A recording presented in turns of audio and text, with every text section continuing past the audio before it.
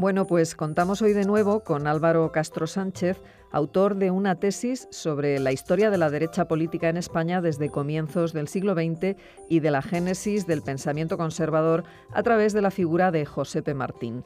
Nos acompañan también de nuevo el director de la tesis, Manuel Suances, que es colaborador honorífico en la UNED, y Antonio García Santesmases, catedrático de Filosofía Política también en la UNED.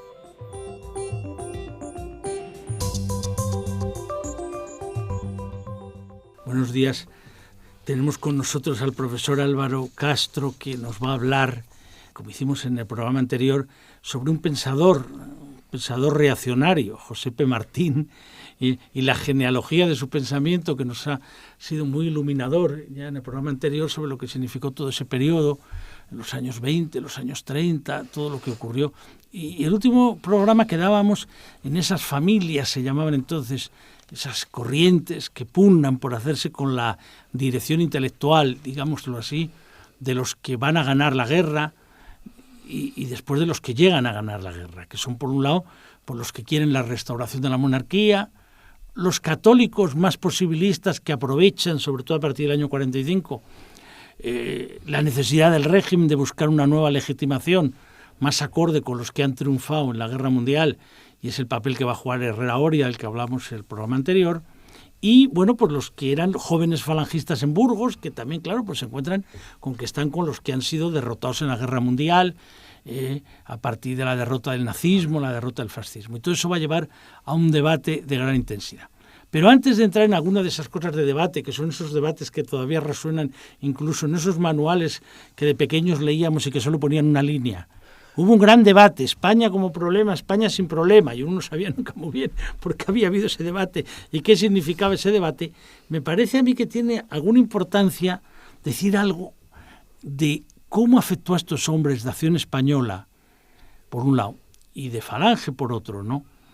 El debate que se da en el catolicismo europeo, y sobre todo singularmente en el francés, sobre el papel que tiene la Iglesia española mayoritaria, no toda la Iglesia española, porque, por ejemplo, la Iglesia catalana con Unión Democrática no, la Iglesia vasca no, hay sectores distintos, pero vamos, la Iglesia española, no la catalana, no la vasca, en apoyar, lo que ha estudiado Álvarez Volado y otros, la legitimación del golpe del 18 de julio. Y ahí hay una figura de gran interés, digo porque llega casi hasta el final. Martín muere en el 54 y según nos explicas, yo tampoco lo sabía, estaba preparando el discurso de respuesta a Leopoldo Eulogio Palacios, que había sido como el gran contradictor de Jacques Maritain. Entonces, ¿por qué Maritain les suscitaba esta especie de animadversión y odio solo equiparable al que había suscitado previamente Bersón en los años 20 a los más escolásticos y en este caso Maritain a los más tradicionalistas y a los más defensores del régimen? Bueno, Maritain, filósofo tomista francés, claro, durante la Guerra Civil ya había condenado el golpe de Franco, etcétera. Eso no se lo va a perdonar mucha gente de España. El propio Ruiz Jiménez, por ejemplo, en el año 40-41 ya tiene algún texto, algún artículo muy duro con Maritain, ¿no? Sin embargo, el caso de P. Martín es muy interesante. Es muy interesante porque, por ejemplo, ya en un texto del año 44... cita a P. Martín. En el año 44 P. Martín forma parte del Consejo del Instituto de Filosofía Luis Vives y escribe en revistas de filosofía y cita a Maritain sin ningún tipo de recelo ni de condena y lo usa libremente. Incluso por Leopoldo Eulogio Palacios, que es amigo de P. Martín. De hecho, P. Martín está en el tribunal que examina a Leopoldo Eulogio Palacios de su tesis doctoral. Como has dicho bien, lo detrasta, ¿no? ¿Cómo me explico yo eso? Bueno, es que P. Martín no encaja muy bien... estudia a P. Martín dentro de lo que sería todo el lío de la vida académica que se forma en España como efecto de la guerra civil, en la que se instituye una red, ¿no? Un grupo de profesores muy importante, ¿no? Muy vinculados a la figura de Ortega, al orteguismo. Y claro, aquello, tras la guerra, con el efecto del propio P. Martín y las depuraciones, aquello es invadido, ¿no? Por las órdenes religiosas y por la orientación tomista, siendo el caso de P. Martín, como dije ya en el programa anterior, de Zaragoza otro. Tenemos la orientación más bien neoescolástica o modernista que venía de Lovaina, que creo que va a fracasar, ese enfoque va a fracasar. Entonces el P. Martín cita a Maritain, pero también cita a gente durante los años 40 muy poco afín al régimen o nada afín. por ejemplo, a liberales, cita a Whitehead en 42, o a Bergson, ¿no? O al propio Bergson, que no caía nada simpático. ¿Y por qué? Pues yo, como me lo explico, Pemartín tiene una posición muy poderosa. Él había sido el director de la Jefatura Nacional de Educación Secundaria y Universitaria a finales de la Guerra Civil, dimite de ese puesto en el año 42, pero claro, su propia posición económica, no deja de ser un señorito jerezano. Los vínculos y la red clientelar o el capital social acumulado por su propio puesto en el ministerio en un momento decisivo, ¿no? Como era el momento de las depuraciones y las rehabilitaciones. O, por ejemplo, en el año 49 él pasa a presidir la Federación de Amigos de la Enseñanza, o sea, la máxima organización de los colegios católicos de España. Él está en una posición tan poderosa que yo creo que se puede permitir muchas licencias. No las mismas, o no las que se puede permitir cualquier persona de la época, el propio Leopoldo, que aspira a una cátedra universitaria. Entonces, esa licencia de usar autores y nombrar autores que están muy mal vistos por el régimen, alguien como Pemartín se lo podía permitir. ¿Y por qué Maritain? Por lo que ya comenté también en el programa anterior, Pemartín estudió en Francia, estudió bachillerato y lo aprobó en la Sorbona. El campo filosófico francés siempre fue de lo que él siempre bebió. Primero Bergson, pero después, en los años 40, sobre todo la filosofía de la ciencia francesa, la epistemología histórica, toda esa tradición de Brugby, de Meyerson, de Bachelard. Pemartín es el primero que habla de Bachelard en España, y también de toda la historia de los tomistas y los debates entre tomistas o neotomistas en Francia. Maritain, pues porque obras como Los grados del saber, por ejemplo, le permitían otra vez enfrentar la cuestión de la importancia de la filosofía frente a la ciencia y abordar casos concretos, problemáticas concretas que presentaba la filosofía de la ciencia de su tiempo. De hecho, a finales de la década de los 40 nos encontramos a jovencitos como Carlos París, que también usan a Maritain en física y filosofía, y hay una especie de hilo conductor. Pero y hay un punto ahí que tú le dedicas tiempo, ¿no?, en la tesis, y que también retomas cosas que venían en el libro del Canon de la Filosofía de Moreno Pestaña, que puede interesar mucho a nuestros oyentes, que es el papel que tiene Pemartín para intentar conseguir que alguien que tenga relieve ocupe el hueco que va a dejar Ortega. O sea, Ortega, como sabemos, muere en el 55, pero Ortega no vuelve a dar clases en la universidad, se jubila en el 53, vuelve a España en el 45, 46, pero siempre indicando que la residencia no era en España, que la seguía teniendo en Lisboa. O sea, hay una distancia que él marca, pero vamos, el hecho es que eso que había significado la Facultad de Filosofía de los años 30 no vuelve. Y entonces Pemartín es de los que se da cuenta que ese lugar no lo puede ocupar cualquiera, y nada más que intentan, ¿cómo es esta aventura de intentar traer al padre Ramírez, al famoso padre Ramírez, para ocupar esa cátedra de metafísica, que al final el padre Ramírez se niega? ¿Por qué ellos lo buscan y por qué él se niega? Bueno, la relación de Pemartín Ortega es muy curiosa, porque Pemartín lo lee siempre, desde los años 20 lo lee y lo usa. Y con cierto respeto, depende también del momento, depende de la coyuntura, pero con cierto respeto.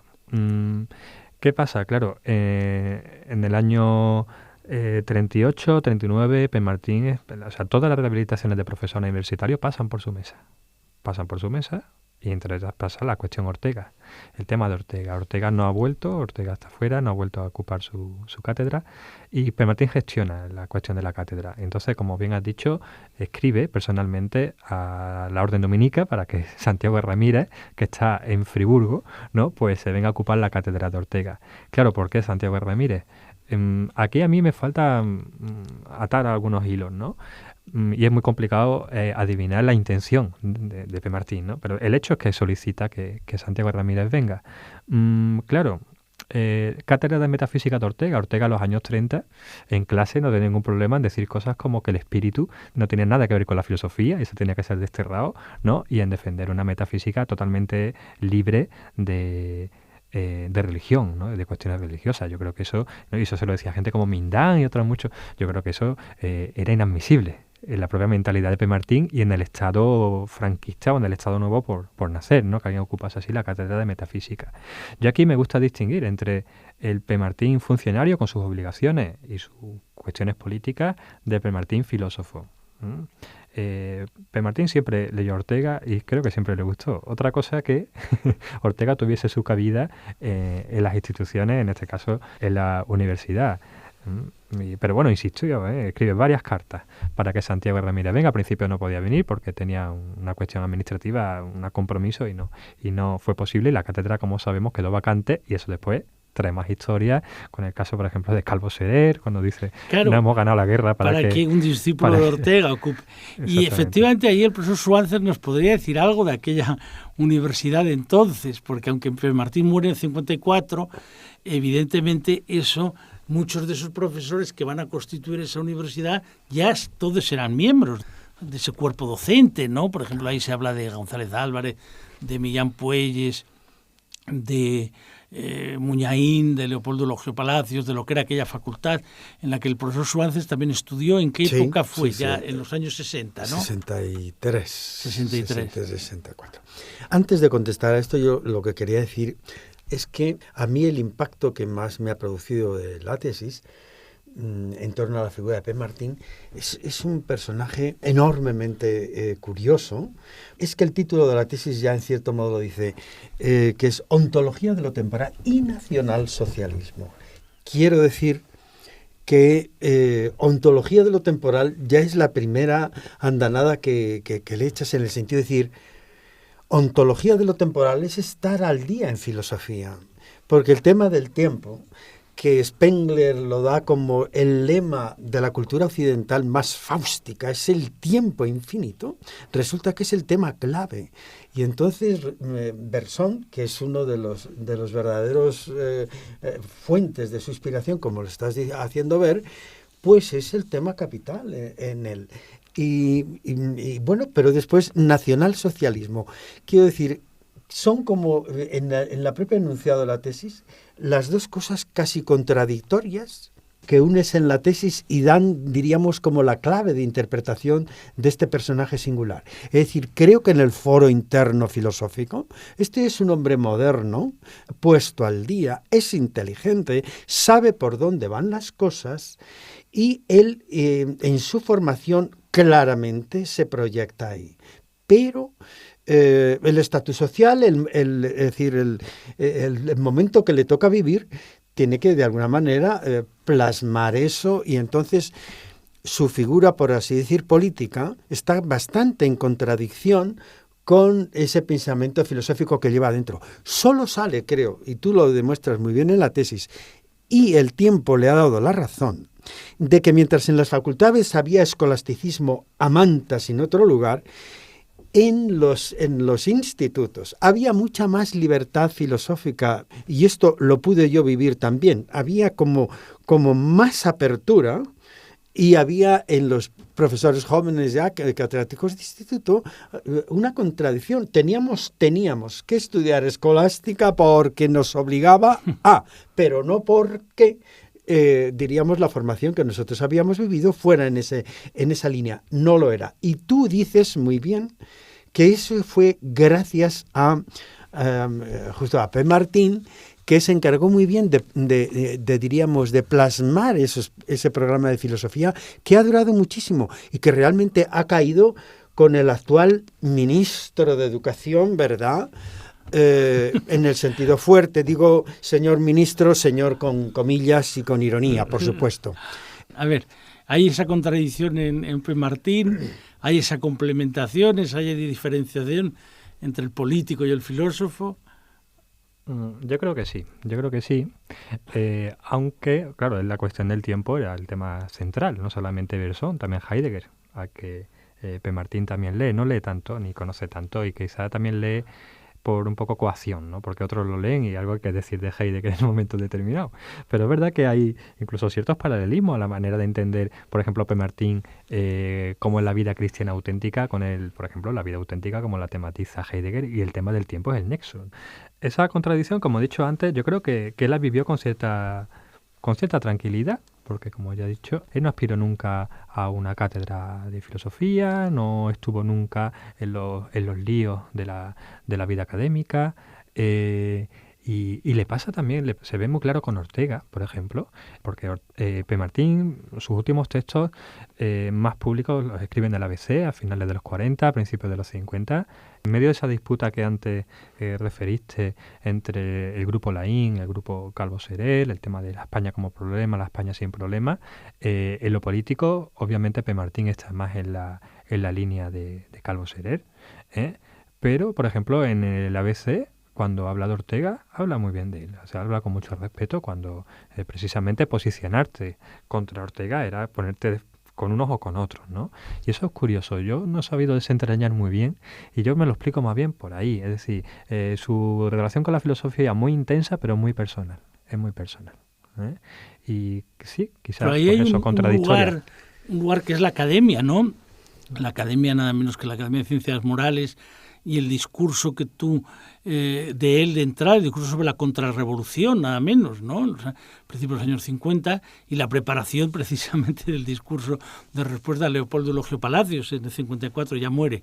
Entonces, claro, yo no conocía, que la tesis aparece muy bien, cuando recoge Calvo Serel el comentario que había hecho P. Martín a su obra, porque efectivamente, claro, ahí hay algo que por más que hizo muchas ediciones Laín de España como problema y añadió otros textos y lo unificaba con otras posiciones, ha sido reeditado, claro, efectivamente en ese esfuerzo que tú explicas de Passerón, de que uno a veces pretende dar coherencia a todo desde el principio, o el intérprete pretende darle más allá de las incoherencias que ha vivido el personaje que estudia, no cabe duda que efectivamente en el caso de Laín y estos hombres, ellos quieren plantear que ya ellos intentaron en Burgos, intentaron en Escorial, por eso lo del gueto al revés, hacer un tipo de asunción de lo mejor de la otra España. Claro, realmente pues no era así, porque ni era ni podía ser, o sea, era un momento de confrontación en plena guerra y después posteriormente era el momento de mayor fascistización por el tema del 39 al 42. Lo que ocurre es que probablemente, y ahí hay una de las claves de un régimen que duró tantísimos años como el franquismo, tantísimos años, mucho. Claro, ahí sí que tiene algún interés la polémica de España como problema, la España sin problema, que podríamos sintetizar en la siguiente idea. La España como problema, los que están en esa tesis, sobre todo Ridruejo, que la lleva mucho más allá, son los que, habiendo sido vencedores, a partir de un determinado momento se viven vencidos. Los que consideran que pues que el régimen realmente no es que no responda a sus ideales juveniles, sino que está vinculado a un tipo de filosofía que ellos cada vez más van a rechazar en nombre del liberalismo, la democracia, y ya desde, sobre todo Ridruejo, que es el más audaz, el más valiente de todos ellos, pues ya desde la rebelión de los estudiantes del 56 está en contra. Frente a esa tesis, los de España sin problema, durante mucho tiempo más bien vienen a plantear que España tiene problemas específicos, problemas técnicos, problemas de desarrollo, pero que se ha logrado resolver la contienda existencial entre las dos Españas porque ha habido una que ha ganado y que por fin ha acabado con los devaneos de la otra. Claro, realmente no fue así, porque después la cosa volvió, pero ellos tenían esa idea. Por eso tú explicas ahí muy bien el influjo del Calvo Serel en Pérez Enviz, y en una figura que tuvo una gran importancia, no solo por ser el estado de obra, sino que fue Fernández de la Mora, claro, que durante muchos años fuera el comentarista que establecía el canon desde el diario ABC de la crítica cultural, de la crítica filosófica, ¿no? Entonces, toda esa perspectiva que tiene, que yo creo que está muy bien planteada en la tesis, claro, nos hace establecer una conexión con una cuestión que es el tema de la monarquía. Tú ahí aparece cómo él, de alguna forma, desde 44, 45, él se vincula a los López Ibor, a los Palacios, a los que quieren de alguna forma la restauración de la monarquía. ¿Qué significó esto en relación con el régimen? ¿Es cuando él se va separando ya de cargos más oficiales? Porque ahí es donde aparece pues un momento donde ya de lo que había sido una conjunción, ahí ya va apareciendo una diferencia, ¿no? Claro, como también comenté con anterioridad, P. Martín dimite de su puesto en el Ministerio de Educación Nacional en julio de 1942. Él ya deja el puesto en ese mes y dimite en protesta por las trifulcas que estaban en marcha entre jóvenes monárquicos, jóvenes falangistas, y por ciertas represalias hacia unos monárquicos él presenta su dimisión. Eso lo sabemos por una carta que pude encontrar en un archivo, ¿no? Una carta personal. Que es uno de los méritos de la tesis, el haber trabajado los archivos. Porque si no, no se conoce, pero tú ahí sacas cartas de pronto que iluminan mucho. Sí, ya comenté en el programa anterior cómo para mí el recurso a las ciencias sociales es muy importante, ¿no? Para hacer historia de la filosofía y en este caso trabajo de archivos, ¿no? Bueno, a partir del año 42 Pemartín ya no va a tener ningún cargo relevante dentro de las instituciones del franquismo, y él comparte, como con otros, con Vega Latapié, por ejemplo, Sergio Rodríguez comparte que lo de Franco tiene que ser algo temporal y provisional, igual que el fascismo. El fascismo, con Víctor Pradera, ¿no? Basándose en Víctor Pradera, lo señala como una técnica de la tradición. Nos hace falta fascismo, pero llegará un momento en el que el fascismo nos va a hacer falta para restaurar la monarquía. Y yo creo que esa idea él nunca la abandonó, pero claro, cuando ya va percibiendo que Franco se queda, y se queda para largo, y él tenía informaciones de primera mano por la gente con la que se relacionaba, no solamente se distancia de Franco, sino que empieza a conspirar contra el propio Franco, no contra podemos decirlo, no contra la dictadura, pero sí contra la figura de Franco, aspirando a la restauración de la monarquía bajo la forma de una monarquía tradicional al principio, pero yo también creo que a finales de los años 40 Pemartín ya sabe que no es posible, que esa monarquía tendrá que mediar un poco más con ideas democráticas. Bueno, ahí sacas también otra carta, ¿no? De relaciones con la embajada británica, cuando él hace una imagen muy dura de lo que está siendo el régimen, y claro, pues efectivamente ya la idea, que claro, es que era la que había funcionado en Holanda, en Bélgica, en Suecia, y naturalmente en la monarquía parlamentaria británica, que era el ejemplo de, bueno, no era la monarquía tradicional, era la monarquía parlamentaria. Pasa que todo eso pues se vino abajo en el momento que ellos lo intentaban hacer, Gil Robles, Prieto, y todo eso se viene abajo con la época de la Guerra Fría, con la división del mundo en los bloques, y ahí ya son los Estados Unidos los que van a apoyar la dictadura de Franco, y don Juan va a ceder la baza de educar al niño en España. O sea que en el fondo son cosas que fueron claves en lo que ha sido la historia de España. O sea, en el momento que los monárquicos ceden, en el momento que los americanos comienzan a apoyar claramente al régimen, y en el momento que Herrera Oria, desde el 45, abandona a los monárquicos y decide que haya una alianza entre la Iglesia, por lo menos la parte que él representa de la Iglesia, que deben colaborar con el régimen, ¿no? Entonces, aquí, para terminar, aquí hay un punto importante, ¿no? Que en tu tesis apareció, en el debate aparecido, el profesor Suárez lo ha vuelto a plantear ahora al hablar del ministro Wert. Tenemos una persona de gran mérito, el profesor Castro, que es a la vez profesor de instituto, y tuvo a gala contar en la tesis, bueno, pues el lugar que daban la filosofía en aquel momento y cómo la filosofía ha ido perdiendo lugar después. Y aunque esto va más allá de la tesis, pues hombre, no podemos dejar de tener la oportunidad, teniéndote aquí, que nos digas un poco por qué crees tú que se ha ido produciendo esa pérdida del papel de la filosofía, que en ocasiones es numérica, pérdida de horas, no se da enseñanza de la historia de la filosofía pues a determinados bachilleratos, se reduce al de humanidades o al de ciencias sociales, no se da al de ciencias, no se da al de ciencias de la salud. En ocasiones tampoco nuevas materias logran implantarse, como la educación para la ciudadanía. ¿Cómo ves tú todo ese tema? Bueno, como he comentado antes, yo creo que Pemartín, o sea, todo este tema de qué ha pasado con la filosofía en España, yo lo vería de dos perspectivas. ¿Qué hemos hecho los filósofos para que pase eso? Quizás no tenemos mucho tiempo para entrar en esa cuestión, pero yo creo que estamos obligados a una reflexión, a una autocrítica. Eso por una parte. Pero una vez dicho eso, bueno, una autocrítica a la que yo creo que ayuda materiales últimamente que están saliendo de historia de la filosofía española. Yo creo que la historia de Pemartín aporta algo para pensar esto, pero también otros trabajos como, por ejemplo, se están elaborando desde la sociología de la filosofía, sobre cómo se va estableciendo el canon de filósofo en España. Yo creo que eso es importante para tener en cuenta qué pasa con nuestro gremio. Pero dicho eso, el lugar de la filosofía tal y como lo deja o nos deja la LONCE, eso lo estamos viviendo como una cuestión bastante trágica, los que nos dedicamos a la educación secundaria, ¿no? Básicamente, por dar una respuesta rápida, el neoliberalismo. El neoliberalismo ha invadido la enseñanza y a la gente, a los humanistas en general, yo creo que nos condena a la muerte social. Es decir, las leyes educativas o los decretos educativos están totalmente influidos por la OCDE, es decir, por criterios exclusivamente económicos, y se promociona aquellas asignaturas que ponderan de alguna manera en informes como el informe PISA. Por lo tanto, como filosofía aquí no se tiene en cuenta, pues se le quitan horas para dárselas a otras como las matemáticas o la lengua. Si quieres comento lo último. La última noticia es que desde el Ministerio de Educación se está ideando la sustitución de la selectividad. Será sustituida por un examen tipo test. Tipo test de 350 preguntas.